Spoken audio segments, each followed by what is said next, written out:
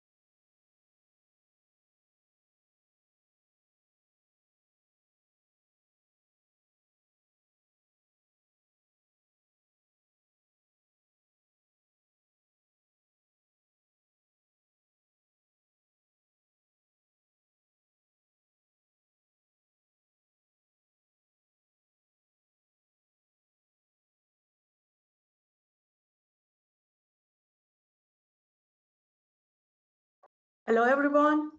Thank you for being here today.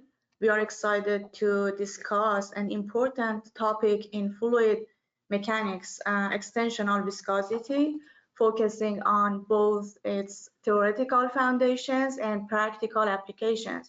We will show you the capability of RheoSense viscometers in measuring extensional viscosity. Let's start with viscosity definition. Viscosity is defined as the resistance to flow in fluids. This property is crucial for understanding how different fluids behave under various conditions. Viscosity can vary based on the type of deformation and the resulting stress response. For a steady shear, for example, we focus on shear stress, which measures the force applied parallel to the fluid's surface. In contrast, extensional viscosity is fluid response to normal stresses. Now let's look at the RheoSense approach, which utilizes microfluidics to analyze viscosity. By modifying the geometry of the flow channel, we can create specific conditions for extensional viscosity measurements. In steady shear scenarios, we achieve a uniform flow, whereas in extensional flow, we implement a hyperbolic contraction and expansion in the microfluidic channel.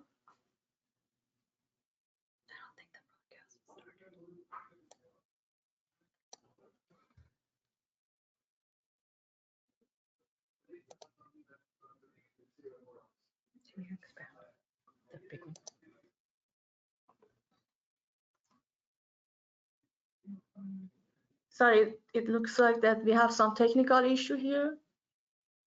Can you mute real quick?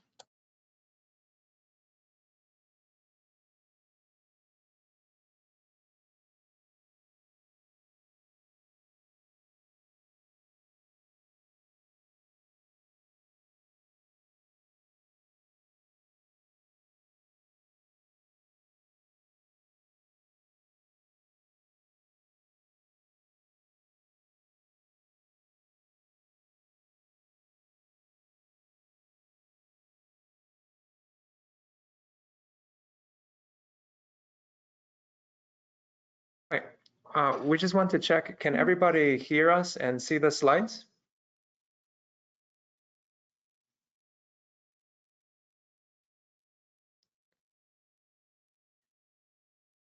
Feel free to type that in the question prompt if you can hear us and see. Ah, perfect. Wonderful. So I'll give the floor back to Soha. Thank you.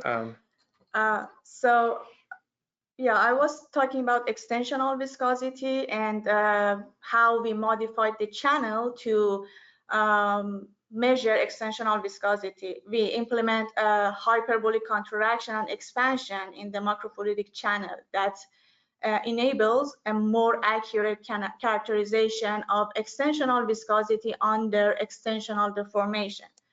So in summary, understanding viscosity through these different deformation types and measurement techniques allows us to better predict how fluids behave in real-world applications. For example, extensional viscosity is critical in polymer processing where materials are stretched and elongated. This knowledge is essential for designing better products and improving efficiency in manufacturing. Now let's explore the concept of extensional flow channels, specifically focusing on hyperbolic contraction and expansion. This geometry produces a velocity gradient along the flow direction. As the fluid flows through the channel, we can observe how the shape influences the movement and behavior of the fluid. The volumetric flow rate, however, remains constant. So we can express this by the equation shown here. In this equation, A is cross-sectional area and Ux is the linear velocity. This relationship shows how the cross-sectional area at any point combined with the linear velocity maintains a steady flow rate throughout the channel. Importantly, as we move into the contraction zone, the linear velocity of the fluid increases. This is a key aspect of how hyperbolic shapes affect flow characteristics. The extensional rate, defined as the partial derivative of the velocity in the flow direction with respect to the position, indicates that the fluid experiences a stretching or elongation effect. This is critical for understanding how fluid responds to the changes in flow. So in summary, the design of the extensional flow channel with hyperbolic contraction and expansion significantly impacts the velocity profile and behavior of the fluid. So this provides valuable insights for various applications that involve elongational or extensional deformations, such as painting, coating, and 3D printing processes. Now let's look at extensional rate. Extensional rate indicates the rate at which the material is extending in the x direction as a function of the velocity gradient along x-axis. Then we can express the apparent extensional rate in terms of flow rate and channel geometry, which is shown in this equation. In this equation, Q is the volumetric flow rate, LC is the hyperbolic contraction length, H is the depth of the channel, WC is the width at the contraction, and WU is the width at the upstream section. Next, we introduce the concept of Henke strain. This is defined as the integral of the apparent extensional rate over time. Henke strain provides a measure of the total deformation experienced by the material as it undergoes extensional flow. The maximum Henke strain occurs in the middle of hyperbolic contraction, or at x equal to LC. At this point, the strain reaches its highest value, indicating the greatest deformation. Since the geometry of the m-VROC chip is fixed, we can directly calculate Henke strain from the geometry, and our calculation using the width of the channel gives the Henke strain of about 2 for this specific geometry. With that in mind, let's talk about extensional deformation and stress. This type of deformation occurs when a material is stretched in one direction while being compressed in another direction. So this is what exactly occurs to a fluid element in the contraction expansion area. It's crucial in many industrial processes, especially, as I mentioned, in polymer processing, 3D printing, coating processes. Now let's define the first normal stress difference. This value represents the net difference between tension in the x direction and compression in the y direction. Extensional viscosity is obtained using this equation that relates the apparent extensional viscosity to the normal stress difference and extensional rate. Normal stress difference divided by extensional rate, so eventually gives you extensional viscosity.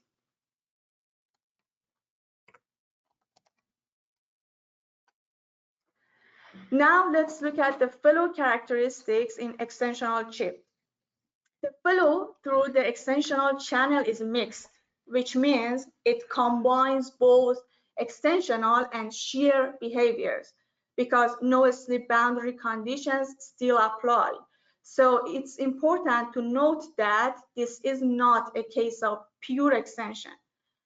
In the extensional channel, two sensors are located before the hyperbolic contraction, and two sensors are located after the contraction. So the fluid before the contraction expansion experiences only shear deformation.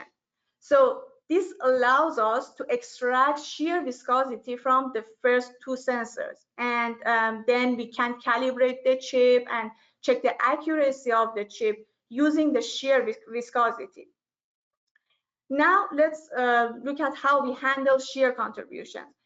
When working with Newtonian or parallel fluids, we can subtract the shear contribution from the pressure drop across contraction. This adjustment allows us to obtain a more accurate measure of the extensional viscosity. Now let's see how we can calculate normal stress during this hyperbolic contraction and expansion. Let's look at the graph of pressure drop first. As the fluid flows into the channel, the pressure sensors detect pressure changes. So in this graph, delta P23 is the pressure drop detected from pressure sensor number 2 or P2 and pressure sensor number 3 or P3, the difference of the pressure, I mean. But to begin extensional viscosity analysis and to have a more accurate measurement, we need to use the true pressure drop or pressure drop across the contraction, or delta PC in this equation that we have here, instead of the pressure drop across the P2 and P3. This distinction is crucial as we are correcting for the offset of pressures P2 and P3.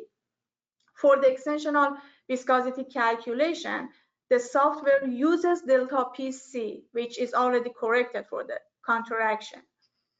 Remember that this delta PC includes both extensional and shear components. For Newtonian and parallel fluids, as I mentioned, the shear component can be calculated and subtracted off the delta PC. But for general non-Newtonian fluids, Normal stress is calculated by dividing delta PC by the Henke strain.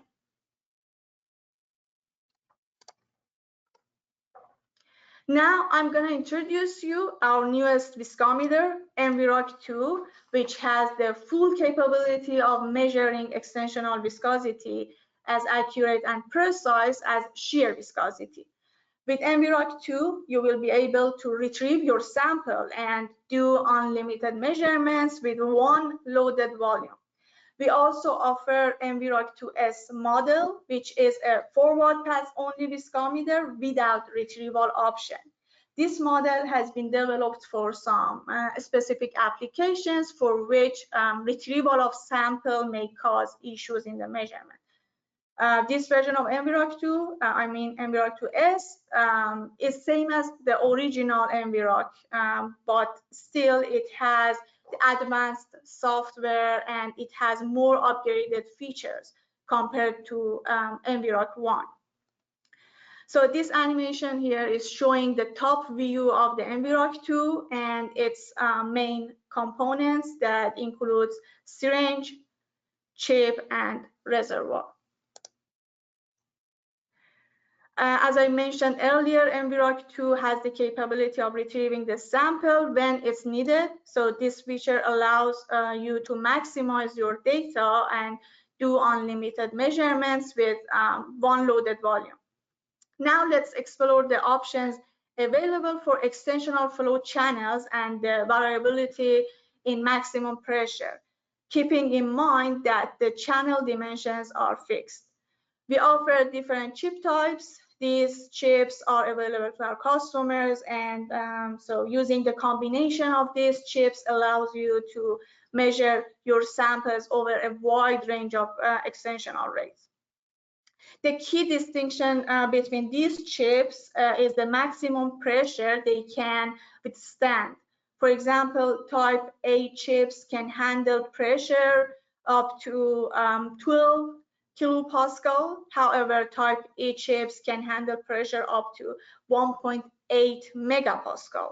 So A chip has typically been designed for lower viscosity and lower shear rate ranges, but E chips are typically used for higher shear rates measurements.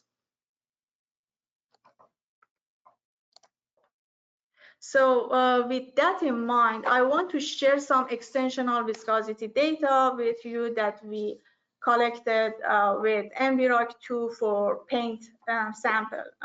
Then my colleague Christian will share more data with you later on. This graph presents data from the EB20 and EE20 chips, which we combined to measure the extensional viscosity of paint across a broad range of extensional rates. EB20 covers lower rate range, however, EE20 handles higher rates. As seen, paint shows highly extensional thinning characteristics. So the viscosity drops significantly from 300 Pascal second to about 5 Pascal second as the extensional rate increases from 1 inverse second to 14,000 inverse second. So now I would like to hand it over to my colleague, Dr. Ochoa, who will share additional data on various applications. Thank you so much, Soha. Very nice introduction and talk about the paint viscosity. So here I'm going to start by showing this results for extensional viscosity we have for a food product. So this is for yield stress sample of mayonnaise that we measured. So here we have the viscosity for extensional as well as shear plotted with respect to the extensional rate for extensional or for the shear rate for your shear viscosity.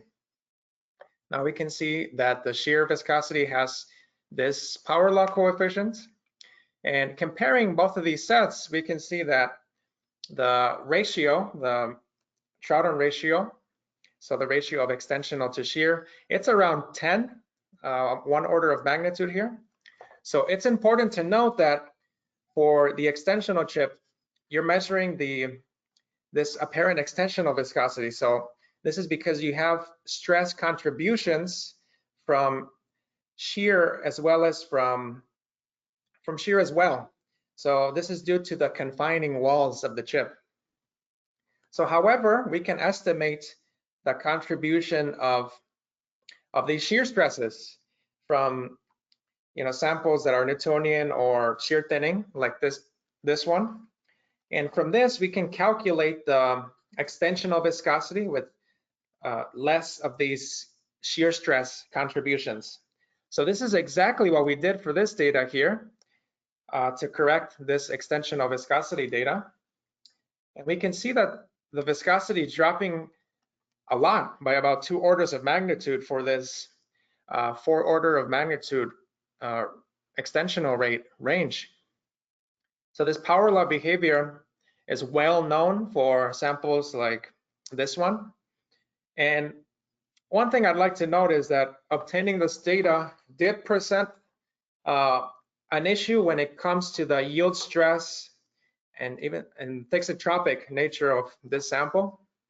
So for example, at the lower rates under 10 inverse second, for not as much this sample, but other manganese samples we measure, there starts to be a deviation from this power law behavior. And that could be maybe due to the slippage at the walls of the channel. And to confirm this, we can run these measurements of the same sample using different chip types, like with different depths. So this is something that's pretty exciting and we can do in the future and release as an app note for you guys. So let me go ahead and continue on to the next slide.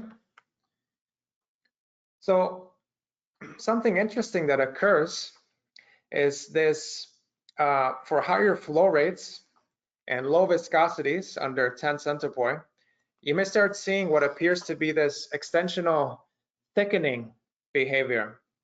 So in these cases, this rise in extensional viscosity would be an artifact. So it's due to these secondary flows that are caused by inertia at these high rates.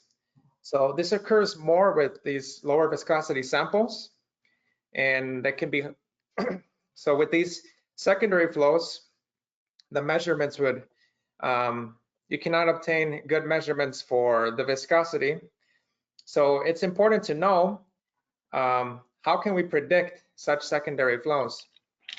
Now, one thing to remind you of is that for our uniform channel, not this extensional one, for the channel that measures shear only, there are no secondary flows at any rate we can measure. So with these flow, so what we can do is to predict this is that we can use this dimensionless number that you're aware of called the Reynolds number, which is the ratio of the inertial over the viscous forces in the channel. So the inertial forces are like the momentum of the fluid, while the viscous ones increase with your rise in viscosity of the sample. So this equation here, this is based on the flow rate in the channel, the fluid, and as well as the fluid viscosity, density, and dimensions of the channel. And if this number is around greater than 10, which much more likely to get these secondary flows or this extensional thickening artifact. Now, let's look at this example a bit more here. So you can clearly see that for the different concentrations, it's starting to rise above this Reynolds number of 10. And then below that, the flow can have these secondary flows. So this is how you can use the Reynolds number to estimate if this rise in viscosity is due to these inertially driven secondary flows. Now, another cool thing is that you may have this artifact from elastic behavior of your sample. So you can this could be driven by elastic secondary flows in the channel.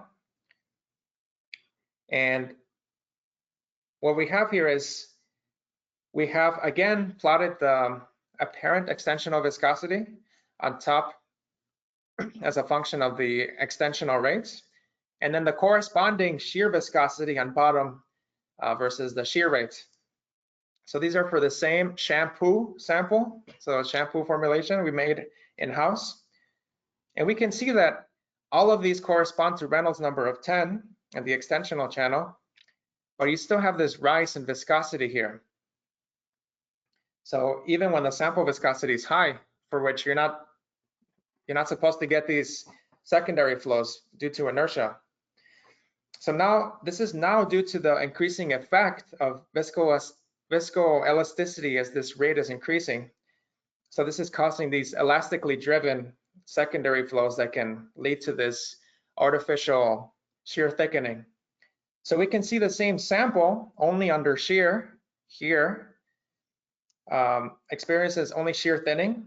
And this is because, again, for all of our shear chips, there are no secondary flows at any rate.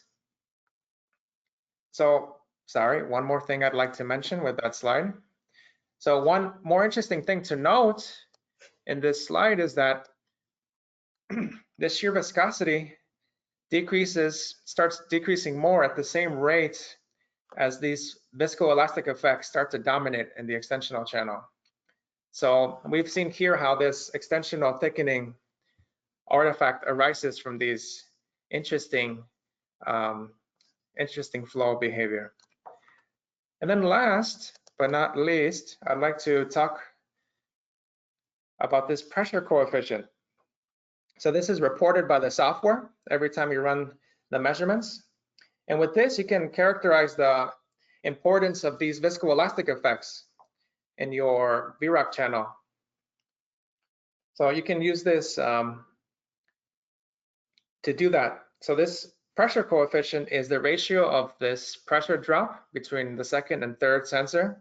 So right around the contraction to the overall drop in the entire channel. So if you have a Newtonian sample, this will be independent of your extensional rate, this coefficient value. But for non-Newtonian fluids, it can increase as these viscoelastic effects dominate. So as this shear stress contribution drops. So here we have a coefficient plotted versus extensional rate for this xanthan gum polymer. So we know that this sample is non-Newtonian, it's viscoelastic. And as expected, you can see this coefficient increases with the extensional rate. So this is now indicating that this increasing importance of these viscoelastic effects as the rate increases for this non-Newtonian sample, which is very, very interesting. And this expected range is between around 0.5 and 1 typically. So yeah, this value is reported by the software, and it helps you gauge these effects in your sample. So with that, I'd like to thank you guys for attending this webinar on the extensional theory and how you can perform these measurements using the m-VROC technology. And at this point, we'd like to take any questions from the audience.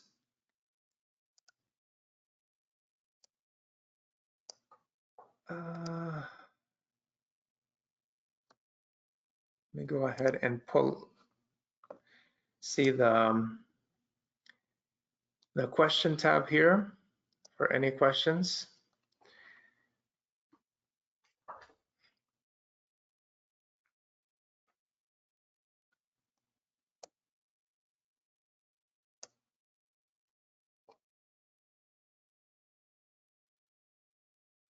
So a question is, when do we start seeing these secondary flows? So these are seen we only see these for when your viscosities are less than 10 centipoi. Above that, you can get this extensional viscosity data, clear extensional viscosity data without these secondary flow behaviors. One more question here. Yes, another. Go ahead. Are samples in solution form? Yes, the samples are in liquid or solution form. So yeah, that's actually our technique can measure the viscosity of fluids or liquids or even viscoelastic materials. But if the sample is solid, so obviously we cannot measure with microfluidic technique. I've been working with some samples. They are, for example, solid at room temperature, but still they are liquid at elevated temperature. So we can definitely measure these samples at higher temperature, but not at room temperature.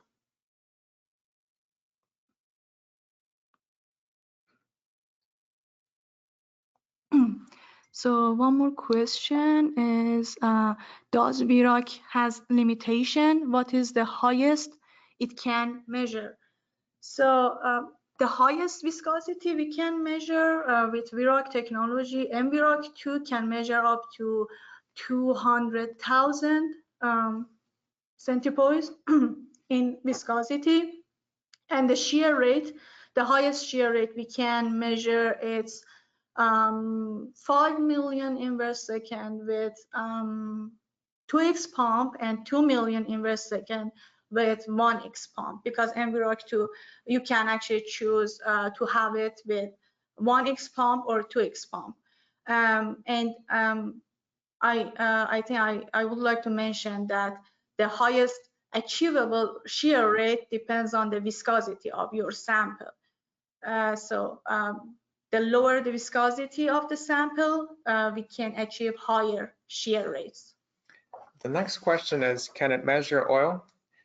Absolutely. Yes. We actually use a lot of oil here, including for validating the chips to make sure that they're well calibrated. So that includes mineral oil. That's what we use a lot of. Yeah, and we measured silicone oil. Yeah. With our technology. Next question is, normally the elongational viscosity is 3 times the shear viscosity, and we see strain hardening. So here, the question mentions here, it is 2 orders higher than the shear viscosity. Why is that? That's a good question. So in pure extensional flow, the Troughton ratio is, theoretical Troughton ratio is 3 times. So 3 times extensional to shear. In our case, we have some contribution from the shear in the channel due to this confined walls of the channel. And that's what rises this Troughton ratio to 10 for that sample we saw. That was with even with that correction we made.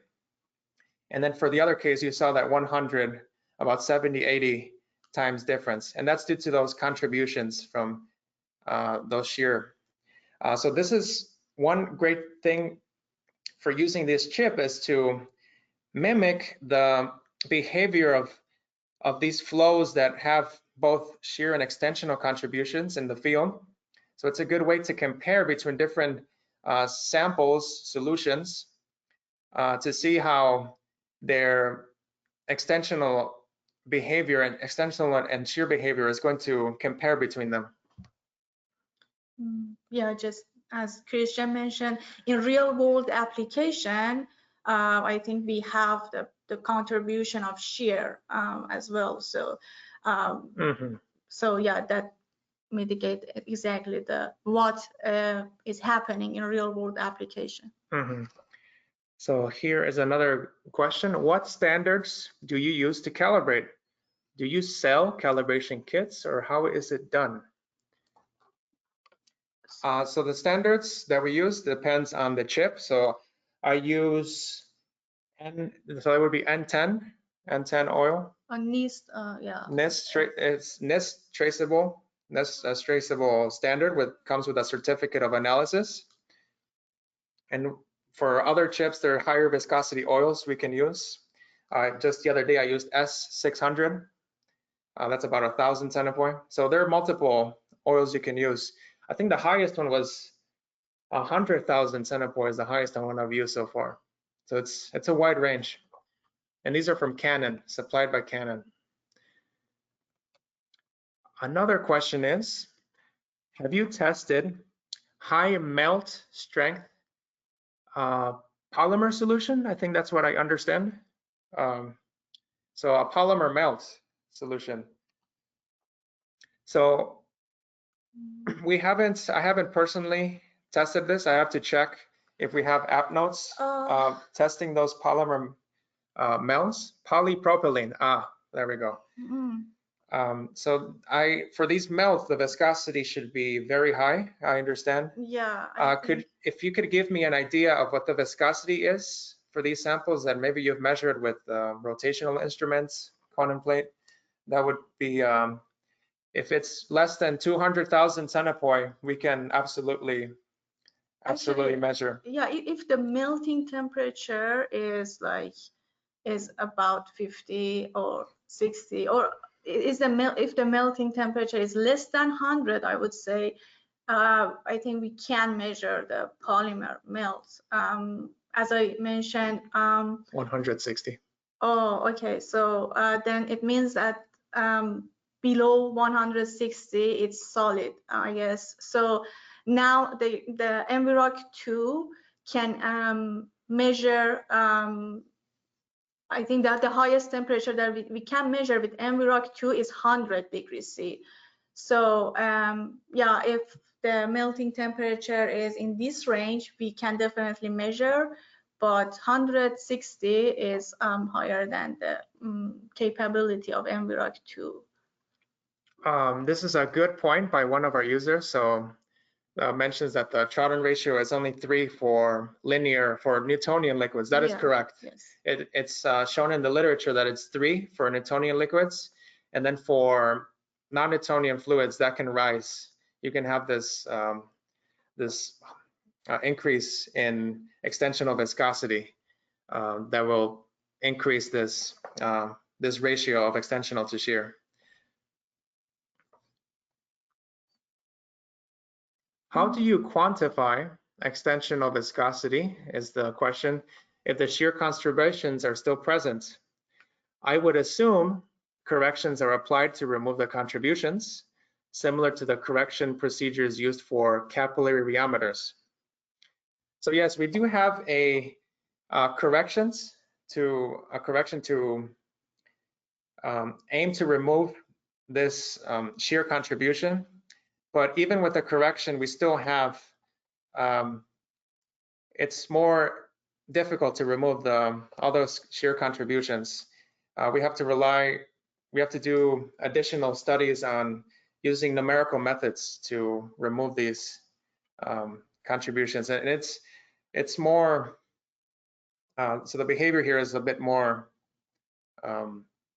you have those contributions from shear and extension. Yeah, for Newtonian and parallel fluids is more straightforward. So you can export the data, and then you can do this additional analysis to remove the shear contribution if your sample is showing parallel characteristics or if your sample is Newtonian.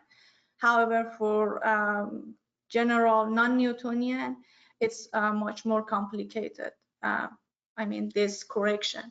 So one of the questions mentioned that there's strain hardening. So in this case, we have one strain, which is the Henke strain of around 2 due to the fixed geometry of the channel.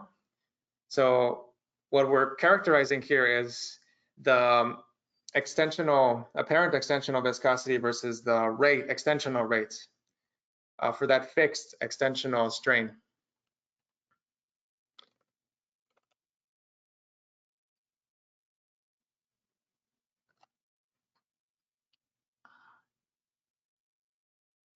If you're referring to pure extensional viscosity, no. It serves more as an indexer to compare different samples under this flows that have both extensional and shear contributions.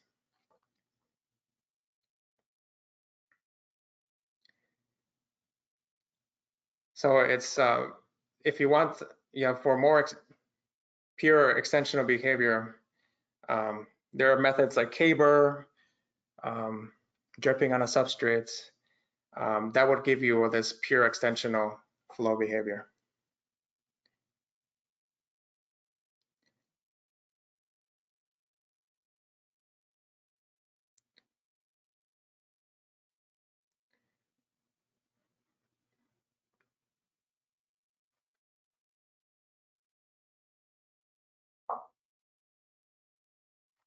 All right, we'll give it a couple more minutes for any additional questions. We enjoy having all these questions, and we like interacting with you guys.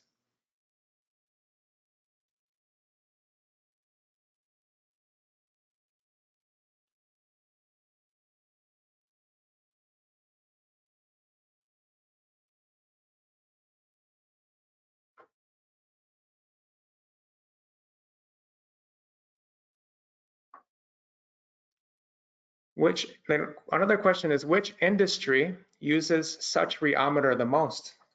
Actually, the extensional viscosity, we have customers who work with paint samples. They are using extensional viscometer and actually RheoSense extensional viscometer. Yeah, paint industry, coating industry, and polymer industry. So these are the industries that are using our viscometers to measure extensional viscosity. So another question is, what are common problems with m-VROC? That's a good question. So if you're not adequately cleaning your sample from this microfluidic channel, that could be an issue. So how can that be an issue? If you're not using the appropriate solvent to remove your solution from the channel. So you have to ensure that your solution the sample you're measuring is compatible with that solvent. And you can, once that's ensured, you will not have issues with cleaning of the channel. Otherwise, you can have issues with clogging of the chip because you're dealing with such small length scales, microfluidic channels. So that's a common, I wouldn't say common, it's not a common problem once you know what solvent to use for cleaning, but if you're not using the right solvent, that could be a common problem. Yeah, that's true. As long as you maintain the chip properly, you clean it properly and thoroughly, you won't have any issue with your measurement. So you always can get high repeatable, high accuracy, high quality data. Yeah, it's only cleaning. So you should be mindful about the cleaning of these microfluidic channels. Also have to, and also there is just like for other rheometers, you have a limitation with the particle size. So if the particle size is here, if it's greater than 10% of the depth of the channel, so then you may start having issues with collecting this more accurate viscosity measurements. And that's the case with some other devices as well, where you have large particles. But the benefits, on the other hand, is that you need very low sample volume for your measurements. So with m-VROC 2 and initium, you can do unlimited measurements with very limited sample volume. And also high accuracy, high repeatability. These are the main features of these instruments. Also can go to very high rates. So for the extensional chip, just the other day, I was at least at 4,000 m/s for the calculated extensional rate. For the shear chip, the extensional rate, you can go up to millions of m/s. So that's another benefit that might more closely resemble some industrial processes.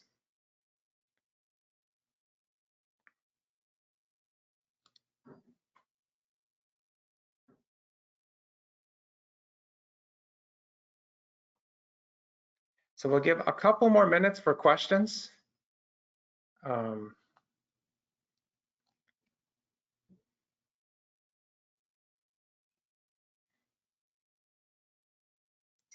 So other samples, you measured, I think it was motor oil, correct? Motor oil, was that an yes. extensional or shear? No, that one was on shear. Ah, that was shear, But okay. on extensional also we can measure it. Yeah. Yeah, I've measured engine oil at 100 degrees C with m-VROC 2, but it was shear viscosity measurements. But we can do the same measurements with extensional chip.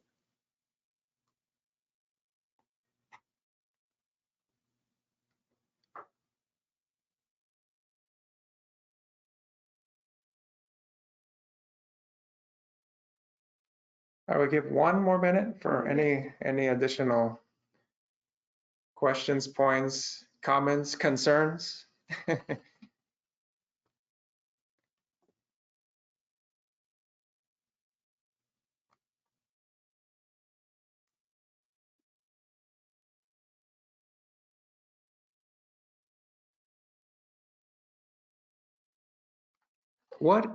So here is a great question. What is the difference between the m-VROC and the initium 1+? I guess they are asking about m-VROC 2. Ah, m-VROC 2 and 1+. Because m-VROC 1 is discontinued, that's correct. Technically. So that is correct. Yeah, m-VROC 2, the main difference is that we can measure one sample at a time. So, but initium is our high throughput viscometer, so you can load your sample in like 40 vial rack or 96 well plate, and everything is automatic from loading the sample and the measurement, cleaning. But on m-VROC 2, m-VROC 2 is like semi-automatic viscometer. So loading is manual. So you should load your sample into the syringe, and after you prepare your setup, you screw in the syringe to the chip and the reservoir. Once it's ready, you put this setup on the cold plate. Then you can start the measurement, and then after that you can leave the lab and just do other things. But that loading part is manual on m-VROC 2, and also cleaning. So at the end of the measurement, and once the measurement is done, you go back to the lab and you take this chip and reservoir and clean it on chip cleaning station.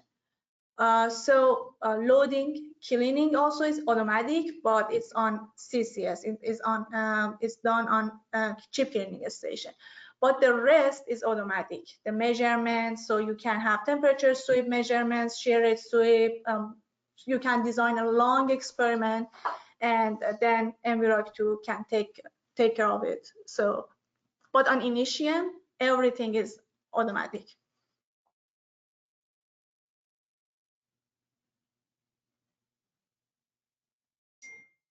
Now, one other thing I'd like to mention is, even though you have this extensional and shear stresses in the microfluidic channel, as your sample exhibits more of this elastic behavior, you're going to have a higher contribution from these elastic stresses compared to the shear stresses.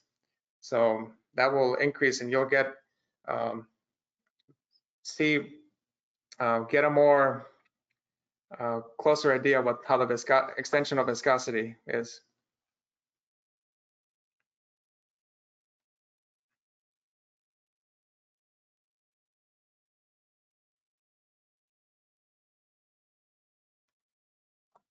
All right, if there's no additional questions, we'd like to close the webinar. Mm-hmm. Thank you so much, guys, for attending. Feel free to reach out to us if you have any additional questions or comments. Yeah, thank you. Thank you so much. I saw a comment here. And I hope you guys have a good rest of the week. Thank you so much. Thank you.